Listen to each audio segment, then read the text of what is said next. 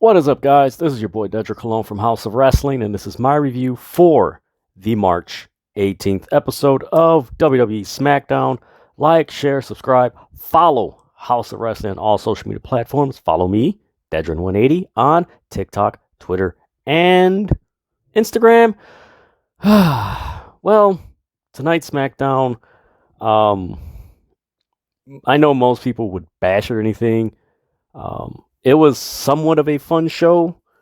I've grown accustomed to WWE storytelling in the last few years where I don't have really high expectations.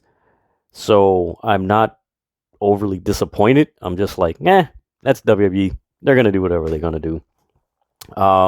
Before SmackDown came on the air, news broke that Cody Rhodes has signed with WWE. I am going to be doing a video on that very soon. In the next 12 to 24 hours, I will be dropping a video on the Cody Rhodes signing with WWE. But yeah, tonight's SmackDown, where do we begin? And we begin with Brock Lesnar and Roman Reigns because it seems like everything on SmackDown always starts with Roman Reigns or Brock Lesnar. Again, it's not the shot at the gentleman, and I do want to make that clear for those of you who will watch this review. This is not a shot at the wrestlers. This is a shot at the freaking horrible creative that WWE puts for these wrestlers because all these wrestlers are talented, but there's so many tropes and repetitive styles and tones that happens with SmackDown that is just like, you're like, okay, this is going to happen. All right, this is going to happen. Well, we know this is going to happen. And it shouldn't be the case with so much talent in the WWE and the TV presentation that they present. It should not be that way. And unfortunately, it is. So we get Roman Reigns, cuts a promo with the Usos and Paul Heyman, and Roman Reigns is basically, Brock Lesnar's not going to be here. Paul Heyman told me, blah, blah, blah. Paul Heyman gets a text message. He reads it, and he's frantically reading it that Brock Lesnar has landed, and he's heading to the arena. So Roman Reigns is like, what do you mean?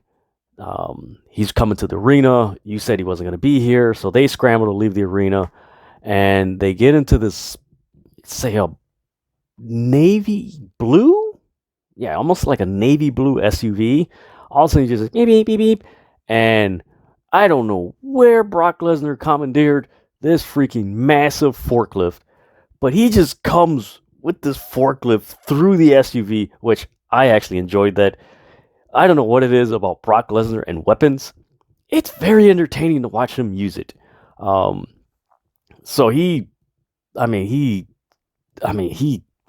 Man, he messed up that SUV. That's all. Like, you have to see it. Like, he just tipped it over, and he just has this grin. Like, he's laughing while he's doing this, and it's like, I tweet, I'm like, it's scary when, like, Brock Lesnar has any weapons, like, because you don't know, like, he seems like the person that he doesn't know his own strength. So, like, the way he threw the car door, was it a couple years ago where it almost hit a fan? It was like, what the hell? And tonight. So Roman Reigns and the Usos, they get into this other SUV, and they're trying to, they're about to speed off and everything. He opens the door, and as they speed off, he holds onto the door and just yanks the door off. And he's walking around with a freaking door from an SUV. And he goes to the ring. He cuts, another promo. He's like, you know what? I'm going to get your belt. I'm going to get this. I'm going to get that. Your time is coming, Roman Reigns. And I mean, it was a pretty cool segment. The only thing with it was that it took 22 minutes from Roman Reigns' entrance to Brock Lesnar leaving the ring with the car door. 22 minutes. That's all it took. It seems to be a pattern with Roman Reigns and Brock Lesnar. I know there was another segment a few weeks back that was like 30 minutes. So it's Yeah, I'm gonna save that for the Cody Rhodes thing because there's a lot to unpack with the Cody Rhodes sign with WWE. Uh, from there, we get a recap of the Usos and Rick Boogs and Shinsuke Nakamura last week, and how they're gonna fight each other at WrestleMania for the tag titles. Usos basically are saying it's gonna be what was it, night or rather last week? See, that's the thing. Like with SmackDown and even with Raw, they do these recaps of last week, and then the wrestler comes out and he recaps the recap of last week. So it's as a viewer, it kind of like throws you off when you're recapping this stuff. So bear with me, guys, who are my subscribers and everything. It's WWE. Yeah, you get the recap. Then you have a match between Rick Boogs and Shinsuke Nakamura versus the Los Lotharios, and there's nothing much to say about this match, but it was almost like a glorified squash match. It's sad to say because the Los Lotharios, they're excellent wrestlers, but it was just a squash match. That's what it was. It was basically to enhance the profile of Rick Boogs and Shinsuke Nakamura heading into WrestleMania against the Usos, since the Usos left earlier in the ring. So that's the match basically was. It was an enhancement match for those guys. Then from there, we get another recap.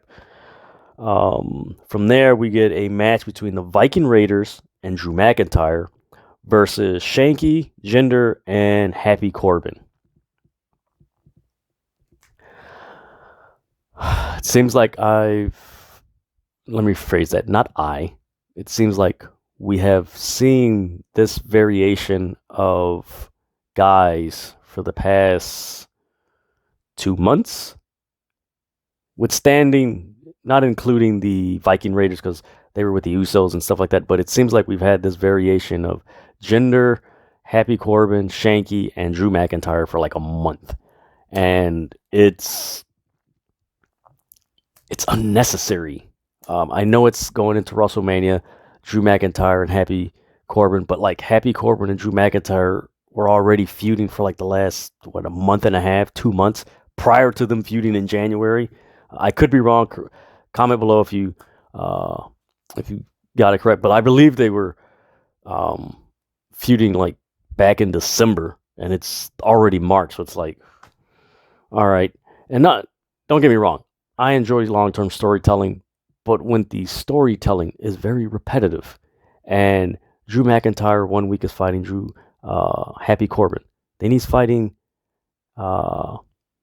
Madcap Moss, then he's fighting both of them, then he's fighting or he's not fighting, he's in a backstage segment with Madcap Moss. Then the following week he's in a backstage segment with Happy Corbin. Then Happy Corbin are beating up someone, and then Drew McIntyre comes out to fight him. Then he fights Madcap Moss. Then he like it just keeps going and going. And I don't know. Me personally, I'm to the point I just want WrestleMania to be over with already. Like, oh man, it is what it is. From there, we get a recap of Sami Zayn and Ricochet. That was a cool match. I like that. I don't know why Ricochet was not on this card tonight. He should have been because he won the Intercontinental title. Would have been dope for him to fight early in the night after the Roman Reigns thing against incident with Brock Lesnar. Would have been dope to have Ricochet come out after that, especially fighting someone that can, keep up with his speed. One of the Los Lotharios or something like that. Just to get the crowd, keep the energy in the show, because like after the first 22 minutes of Brock Lesnar and Roman Reigns, it just felt like the show just went as far as pace, energy, and just like that. Like, all right, man, it's fun. It's Friday. It's WWE. This is how they do things. Like, all right, cool. So yeah, we get that recap. Then we get a backstage segment of Sami Zayn basically talking about how he's going to defeat Johnny Knoxville at WrestleMania. So again, that is the match, Sami Zayn and Johnny Knoxville. It's going to be is it a jackass match or a no? Anything goes. Basically, it's going to be a jackass match, so there's probably going to be weapons. and stuff. Then we get a tag team match between Naomi, Sasha Banks versus Liv Morgan and Rhea Ripley. And at ringside, you had Zelina Vega and, Carmella. This was the match of the night. This was a really good match. I really like the continuity and just the chemistry that Sasha Banks and Naomi have, that Rhea Ripley and Liv Morgan have. It's fluid. It comes in the ring. It shows when you're watching a match, you're like, oh man, you really get into the match. All 4 women are great workers. Phenomenal workers. I enjoy their work. And I mean, it was a good back and forth match. You're like, oh man, this is pretty interesting. This is cool. Man, it's like, okay, who's going to win this match? And we don't get a finish because we get a disqualification because Shayna Baszler and Natalya interfere. They beat up both Sasha Banks and Naomi and Liv Morgan and Rhea Ripley. And then we get Zelina Vega and Carmella joining in and beating up all 4 of them. And then we get the stare down between Natalya and Shayna Baszler versus the tag champs, Zelina Vega and Carmella, and they leave out the ring. So you get that. I wish that match would have had a finish because lately the tag team of Sasha Banks and Naomi and Rhea Ripley and Liv Morgan, both those tag teams have had really good matches that I feel like WWE is underestimating what they're doing or undervaluing what they're doing because they're putting on some really good matches. That's like, man, I like this. Like, this is fun. It's not too much. It's not too little. It's just like that even keel where you're just like, man, I really want to see how this is going to play out.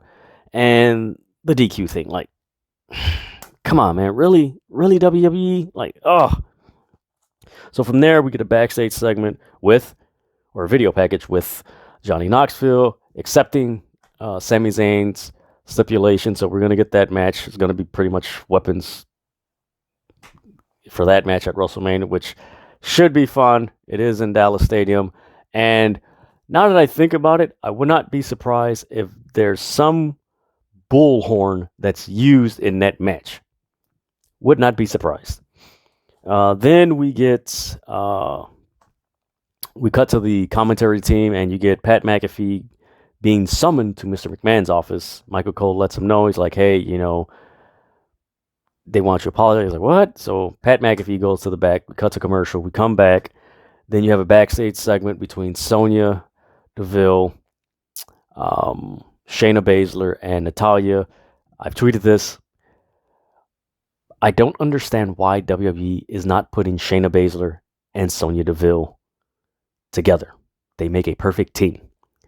And the reason behind this backstage segment is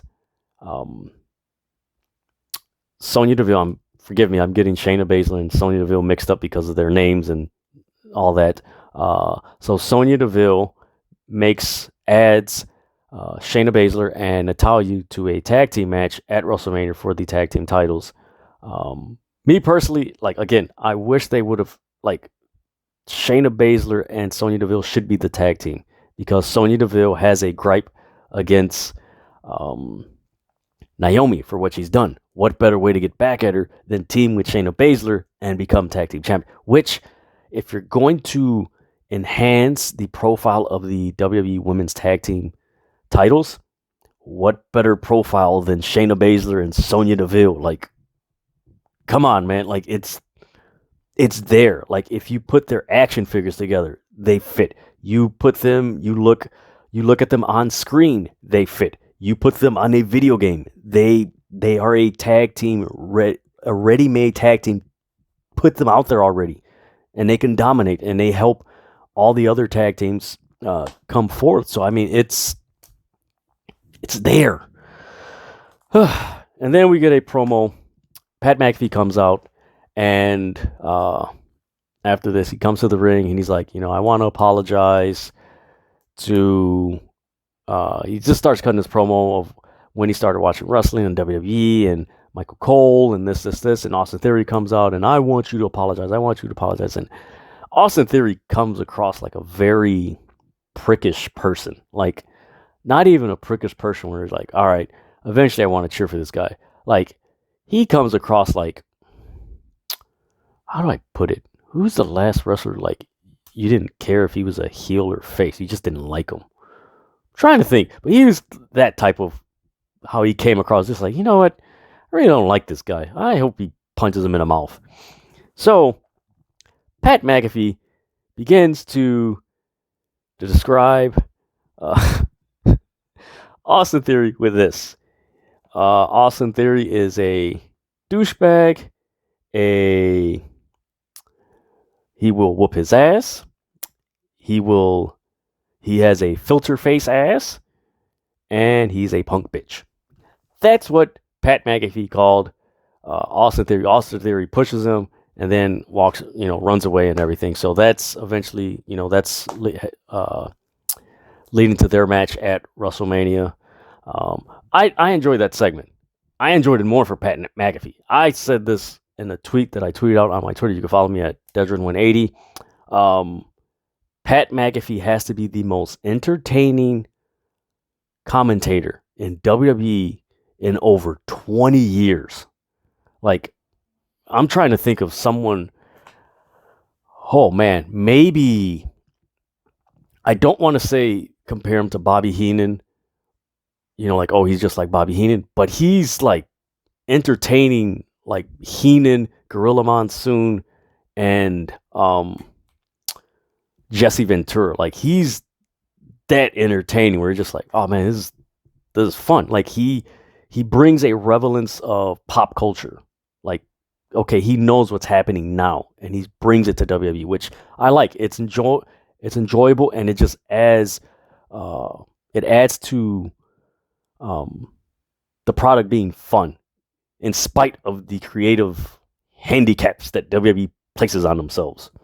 But that match was, that segment was pretty cool. And then you have a match between Kofi Kingston and Ridge Holland. Ridge Holland wins. I don't know where this is going. I know it's, some of the original plans were for the New Day to reunite and face Sheamus, Ridge Holland, and formerly known as Pete Dunne, now known as Butch, possibly at WrestleMania, but due to the injury of Big E, I don't know where that's going to go. And the way this came across, it really felt like they don't know where this is going to go. I kind of anticipated Xavier Woods coming out because they did show him a few days ago with Kofi Kingston right after the Big E got injured, that they were at a house show and he's back and everything. So it was like, well, all right, that's it. Then we get a in-ring segment to finish the show with Charlotte Flair, and she calls out Ronda Rousey. And this isn't a knock at Charlotte Flair. This is more at the WWE creative. It feels like Charlotte Flair cuts the same type of promo when she's going into a pay-per-view. Like, it's the same tone, inflection. It really doesn't, how do I put it? Like, the promos that she cuts, it's like it doesn't enhance the match. It just enhances her. And maybe that's how they want it to go. And maybe that's, I don't know. It just, like, when she first came on the scene and like a couple years ago, like, it was cool because, like, oh man, Charlotte's the best. But it seems like it sounds the same, that it's just repetitive. And it's like, okay, it's like if you replace the name of the opponent that she speaks of, it's the same promo. So it's like, all right, like, not saying that it's bad. It just doesn't, for me, it doesn't engage me to be interested in. It's like, okay, it's going to be a good match, but it doesn't like, ooh, man, I have to watch this match. Similar, like the promo that she cut right before her and Sasha Banks fought in the Hell in a Cell a few years ago. Like, that promo was like, ooh, okay, I want to watch this match. Like, this is good. But it's like, all right, it's Ronda Rousey and Charlotte. All right. Then they start fighting. There was a spot where Ronda Rousey was on the apron and Charlotte, like, pushed her, and the way Ronda Rousey fell did not look good. Thankfully, she got back up, but it looked like she hit head first. And I looked, I'm like, ooh, okay, that's okay. Whoa, it scared me a bit because, like, man, just last week we had, the whole thing with Big E, and it's like, oh man, we can't, like, I don't want to see another wrestler get injured, going into this big event and everything, because it's just going to throw everything off. And of course, all these wrestlers are putting all this time, effort, energy, they're getting their bodies in shape for this, massive event, and to have an injury right before it just sucks. But yeah, that's how the show ended. It did end with, and this is another thing that I noticed that I'm kind of like getting bored with, is Charlotte Flair powerbombed Ronda Rousey through the commentators table. And it seems like it's a common trope with WWE putting someone through the commentators table. And it's been like that for 20 years. And it's like it's beyond overkill as far as the putting people through tables. It's just like, all right, you're putting them through the table. All right, we know. And I don't know. It's just like, do something different. Like, come up with something creative where it's just like, okay, you got to do something new or different, or I don't know. It's just overkill now. Like, it's not even like, oh my God, she put it through the table. It's just like, all right, she put it through the table. All right. That's something that tonight's SmackDown, and just with WWE lately and going into WrestleMania, there's a lot of, all right, yeah, we're gonna do that. All right. And you shouldn't have that going into one of your biggest events where most of the stuff that transpires on your show, most of the audience is just like, all right, yeah, we know they're going to do that. That shouldn't be, because this is WrestleMania. Like, this is a big event. As much as I love AEW is not on that WrestleMania level yet. WrestleMania is still the marquee of the professional wrestling industry. And just, I don't know, just a lot of that stuff it's the little things that if they just tweak it, it would be so much better. And, that's how the show ended. And, I mean, it's fun for the night. I know a lot of people were probably flipping from SmackDown, wrestling fans who were, watch other sports, were flipping through the Final Four and back and forth. I don't know, it was just it was a decent show to watch on a Friday night. If you weren't a basketball fan, here in Chicago, it's raining and everything, I don't know how the weather is in other states and cities and countries and stuff, but, it's decent SmackDown to watch, night 4. I know most of the talk is going to be Cody Rhodes signing with WWE. That's expected, but it was all right. I'm not going to trash it like, oh my God, this is the worst thing or anything like that. No, there's certain things on this show that's bad and like just boring. But hey, it's to each its own. I was gonna say we'll see what happens next week, but it's WWE. They're gonna do what they're gonna do. I am not shocked or surprised if I see something next week that was pretty much the same thing I saw this week. It's WWE. They're gonna do what they want to do. That's it. There's other promotions I could watch that I don't have to hold this gripe against WWE. It's just like, all right, you're gonna do what you want to do. So that is my review for the March 18th episode of WWE Smackdown. Like, share, subscribe, follow House of Wrestling on all social media platforms. Follow me, Dedrian180, on TikTok, Twitter, and Instagram. And before I leave, again, like I always say, stop fighting over wrestling. Just enjoy it. Look, if you don't like that Cody Rhodes going to WWE, you got AEW, you got Impact, you got New Japan, you got GCW, you got Lucha Libre, you got all these other wrestling companies. Enjoy wrestling. It is what it is, all right? So until next time, I'm out.